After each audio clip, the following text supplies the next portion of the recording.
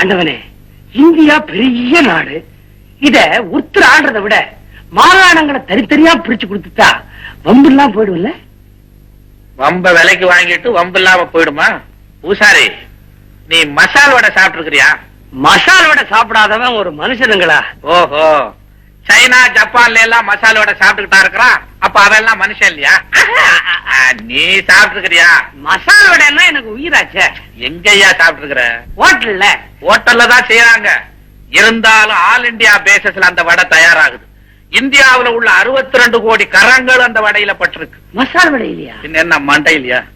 மசால் வடை செய்யறதுக்கு என்னென்ன தேவை சொல்லு பாப்போம். மசால் வடை செய்யறதுக்கு முக்கியமா கடலைப்பருப்பு. அது எந்த மாகாணத்துல விளையுது? மகாராஷ்டிரா. துவரம் பருப்பு மத்திய மாகாணம். கடுகு கல்கட்டா. வெங்காயம் பச்சை மிளகா ஆந்திர பிரதேசம். எண்ணெய் குஜராத். எரி கட்டை அது ஒரு மாகாணம். இருப்பு சட்டி ரூர்கேலா. அதிகரண்டி பிலாய். அரவ மாஸ்டர் ராமநாதபுரம். சரக்கு மாஸ்டர் திருவனந்தபுரம். ஹோட்டல் மாஸ்டர் முடிப்பீங்க. அப்பா, ஏன் பூசாரி, ஒரு மசால் வடை செய்யறதுக்கே இத்தனை மாகாணங்கள் ஒண்ணு சேர வேண்டியது இருக்கு. நீ மாகாணங்களை பிரிச்சு கொடுத்துட்டா மசால் வடை எப்படி சாப்பிடுவ? இத்தனோண்டு மசால் வடைக்கு அப்புறம் நீ இந்தியா பூரா நாயா அலையணும்.